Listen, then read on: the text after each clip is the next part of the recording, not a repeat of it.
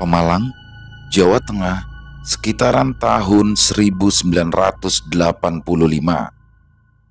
Saat itu, kebudayaan menjadi hal yang sangat relevan dan bersifat dinamik di daerah ini.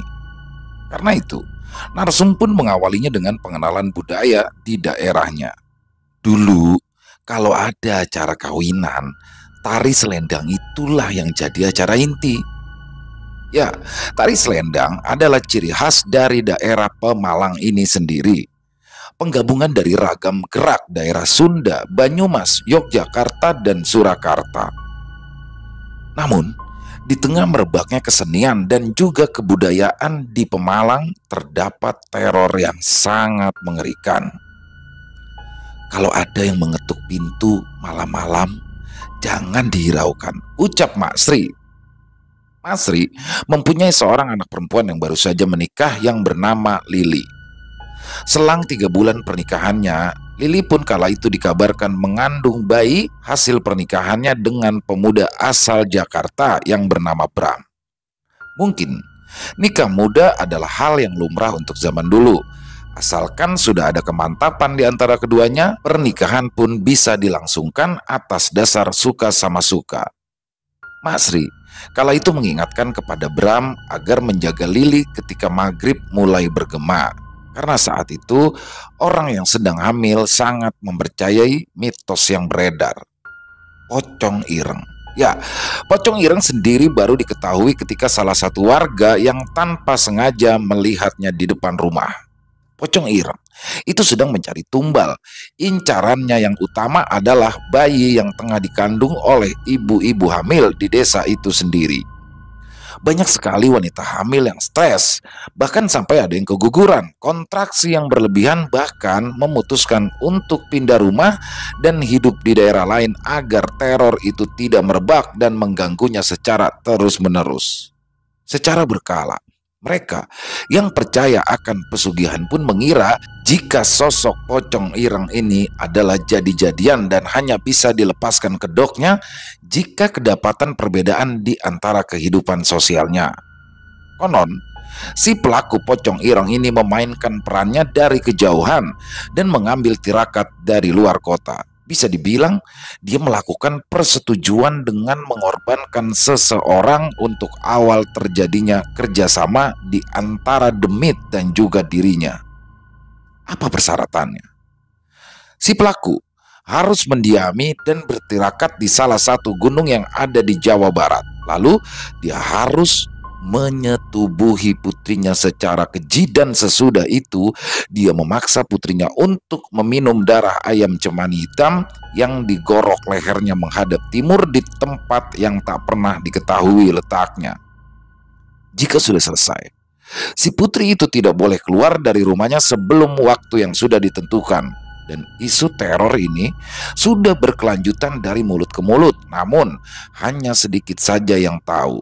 Itu pun hanya beberapa yang ingat karena ini memang sudah tersohor di awal tahun 2000-an.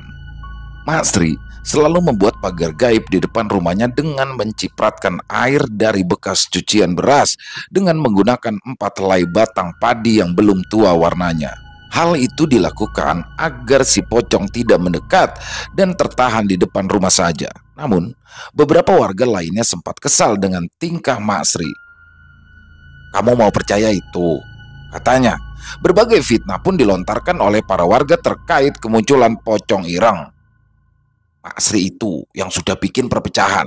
Tanpa dirasa, hal ini pun terdengar ke telinga Lili dan Bram. Mereka pun agak resah mendengarnya. "Mak, sudah, selesaikan. Itu hanya mitos," ucap Lili. Mak Sri pun hanya terdiam sambil terus melanjutkan pekerjaannya untuk menyipratkan air itu di depan rumah Lili dan Bram. Namun, siapa sangka si Lili ini sudah termakan buayan para tetangga rumah kalau si ibunya ini telah gila dan mempercayai mitos akan kemunculan pocong ireng. "Mak, sudah dong mak, aku tidak butuh itu. Itu semua mitos." Lili pun lalu mendorong ibunya kala itu hingga terjatuh. Baskom atau wadah pun terlempar hingga tangannya terkilir. "Li, Jangan begitu dong, ini ibumu, jelas Bram. Bram pun lalu membantu membangunkan ibu mertuanya. Tangannya yang terkilir pun dia urut dengan menggunakan minyak lentik ataupun minyak goreng. Lili masih tidak peduli. Ia masa bodoh dengan mitos kuno yang beredar. Duh, itu bukan mitos, ucap Mak Sri lirih. Mak, Lili itu malu, Mak. Malu jadi omongan tetangga. Jelasnya, Mas Ri pun hanya menundukkan pandangannya. Begitu pula dengan Mas Bram yang tampak kecewa dengan tingkah laku Lili yang sudah berada di luar batas. Kekecewaannya tetap tak bisa diungkapkan karena takut akan menjadi beban pikiran sang istri. Bram pun lalu mengantarkan ibu mertuanya, Mas Ri, untuk pulang ke rumahnya yang lokasinya tidak jauh dari tempatnya tinggal. Lili pun tetap bersikeras untuk melanjutkan hidupnya dengan normal tanpa ada lagi gangguan. Bukan itu sebenarnya yang dimaksud oleh Mak Sri. Sempat-sempatnya dia melakukan ide bodoh bukan berarti tidak bermakna, karena orang tua lebih mengetahui manis pahit dan juga pengalaman serta cerita dari leluhurnya dulu. Tepat setelah azan Isya berkumandang, Bram kala itu belum juga datang. Hati Lili pun menjadi resah. Saat itu Lili berpikir mungkin saja suaminya sedang bermain di luaran dengan teman-temannya. Keadaan yang sedang hamil ini telah membuat Lili menjadi stres berat. Mana lagi dia pun masih kepikiran dengan perkataan para tetangga yang menyebut ibunya Lili gila. Juga tentang teror pocong ireng yang selalu mengganggu ibu hamil. Lili pun kala itu hanya menunggu di ruang tamu yang ada di dalam rumahnya. Sesekali terlihat dia pun mengelus-ngelus perutnya yang mulai sedikit membuncit. Pukul 10 malam. Belum ada tanda-tanda kedatangan sang suami. Ya, Bram sudah kelewat batas dan tidak menjalankan amanat dari mertuanya untuk tetap menjaga Lili. Lili pun akhirnya tertidur di ruang tamu. Dan tepat di pukul 1 dini hari, dia pun lalu terbangun karena ada suara ketukan di pintu. Tok tok tok, tok tok tok. Nggak usah pulang, tidur aja di luar. Namun ketukan pintu itu masih terdengar. Dengar ndak? Nggak usah pulang, udah tidur di luar, ucap Lili kesal. Tok tok tok, tok tok tok. Suara itu tidak hilang, masih terus berbunyi di kesunyian malam. Lili mulai merasa aneh. Suaminya tidak pernah seegois itu. Dia pun lalu memberanikan diri melangkah untuk membukakan pintu. Lili membuka pintu dengan perlahan. Ya, dia pikir kala itu dia akan mendapati suaminya dan langsung memeluknya untuk minta maaf. Namun, betapa terkejutnya Lili kala ia melihat sesosok pocong ireng dengan pandangannya yang sangat mengerikan menatap wajahnya. Bau busuk tercium seketika. Wajahnya tak bisa dikatakan lagi, hancur, berantakan. Lili shock. Dia pun lalu memegangi perutnya dan segera melangkah mundur. Tangannya meraba-raba daun pintu untuk segera ditutup. Namun apa daya, kepalanya langsung terasa pening. Lili pun terjatuh tepat di depan pintu. Dan ketika subuh tiba, Bram pun terkejut kala melihat istrinya sedang tertidur di depan pintu depan rumahnya. Darah terlihat berceceran menetes dari kakinya. Ya, kemungkinan kontraksi telah terjadi. Lili pun segera dibawa ke dukun bayi. Barangkali cara ini lebih efektif. Isu diterornya Lili oleh pocong ireng pun menyebar luas. Para warga mulai membenarkan jika teror itu ada. Dukun bayi itu berkata pada Bram, istrimu itu kebanyakan pikiran. Bayimu masih bisa diselamatkan, tapi si pengganggu itu masih akan terus mengejar, ucapnya. Lili yang masih shock, dia sangat takut akan kondisi kehamilannya. Ya, dia takut jika kondisi kehamilan itu gagal manakala sosok itu masih terus meneror. Dia pun masih teringat betul dengan perkataan ibunya, jika sosok itu benar-benar ada. Tapi untuk apa sosok itu menyerang orang hamil? Seketika Lili dan Bram pun kembali ke rumah. Dia mendapati ibunya kala itu sedang menyiprat-nyipratkan air yang kemarin belum sempat dituntaskan. "Mak, Mak," ucap Lili. Ibunya pun hanya tersenyum lalu kembali melanjutkan tugasnya. "Mak, masuk ke dalam yuk. Itu Lili mau bicara," ucap Bram. Kala itu Mak Sri pun langsung masuk ke kamar Lili dan dia mendapati Lili yang dalam kondisi lemas tak berdaya. "Bram, kesini Bram," teriak Mas Sri. "Nggih, Mak," ucap Bram. "Apa amanatku ke kamu?" tanya Masri. "Hah, jaga istriku, Mak." "Terus bagaimana? Sudah dijaga belum?" tanya Masri. "Tapi, Mak," sela Bram. "Bram, pocong ireng itu nyata. Jangan pernah memainkannya, jangan hiraukan mulut tetangga," kesal Masri.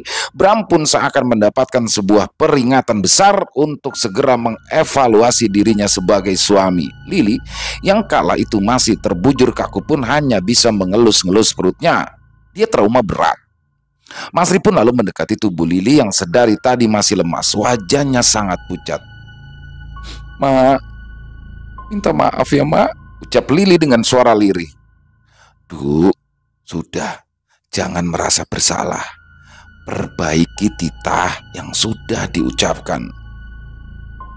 "Mak, pocong itu jadi-jadian?" tanya Lili. "Pocong itu pesugihan yang ada di gunung. Korban akan digadaikan dengan kekayaan. Namun syaratnya sangat ekstrim dan berbahaya," ucap Masri. "Opo itu, Mak?" tanya Lili. "Intinya, jika telah mengawali, semua yang tercium seperti mayat akan didatangi. Lalu jika gagal, maka akan berimbas pada anak cucunya," ucap Masri. "Berarti rumah ini?" tanya Lili. "Sudah bau mayat." Percakapan pun terhenti. Masri pun lalu kembali ke depan rumah. Masri pun kembali menyipratkan air itu tepat di depan rumah Lili. Para tetangga pun hanya bisa melihat tanpa ingin mengganggu. "Sri, opo iku?" tanya warga. "Banyu untuk menghilangkan bau mayat," jelas Masri. "Loh, buat apa?" tanya warga. Masri pun terdiam sejenak. Ia pun melihat tubuhnya yang sudah tua renta. "Kamu percaya titah leluhurmu?" tanya Masri. "Titah opo?" tanya balik salah satu warga yang sangat ngeyel atas penjelasan Masri.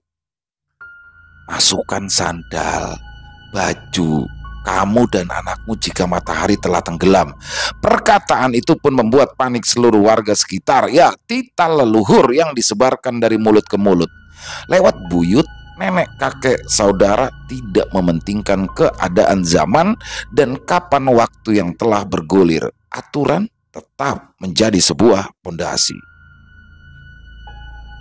Ucapan itu pun sekarang sering terdengar oleh setiap warga.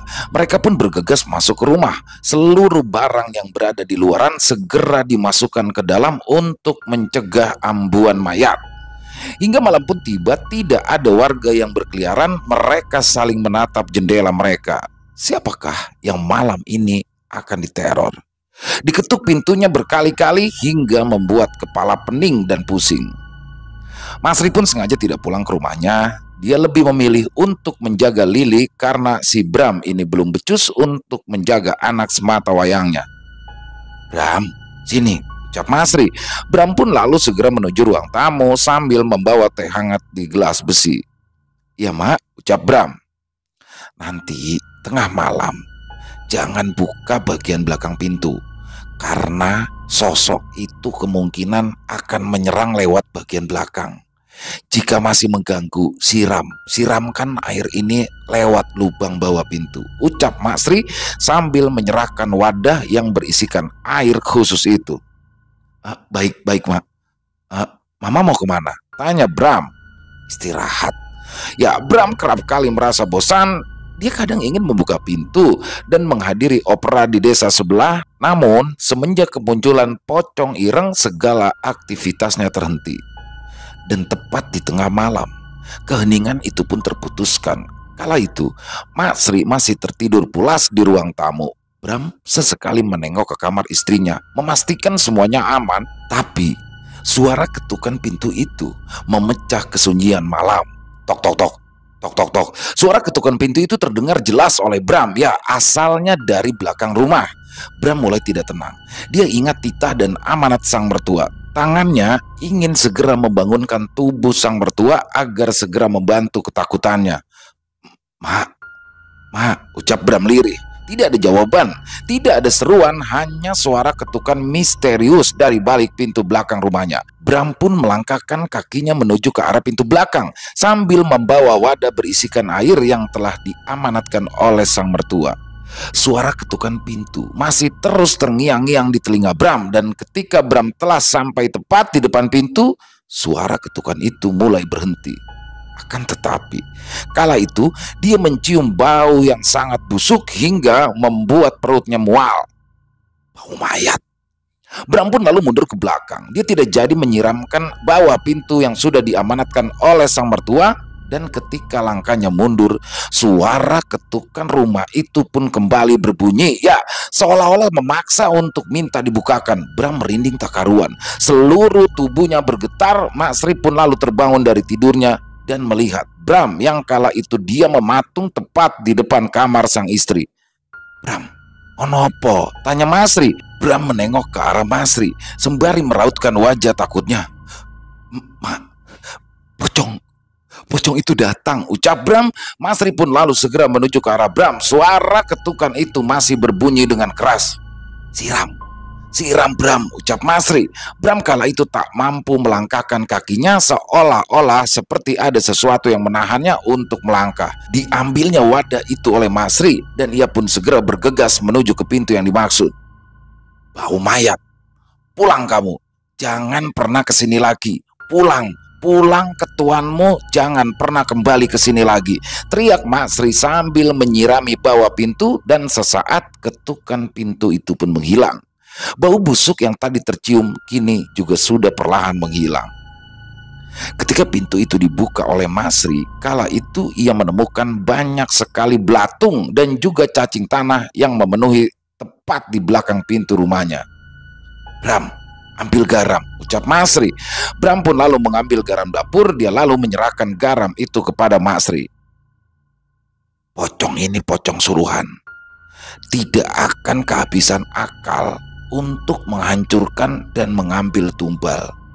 Kamu harus lawan, Bram. Kamu harus berani," ucap Masri. Dan selepas kejadian itu, para warga pun menjadi yakin dengan teror yang menyerang pemukimannya. Sehingga ketika waktu surup tiba, para warga pun segera menyuruh anak-anaknya untuk segera masuk ke dalam rumah.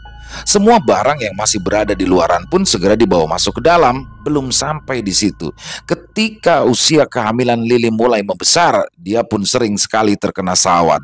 Ini membuktikan jika sosok pocong itu belum menyerah.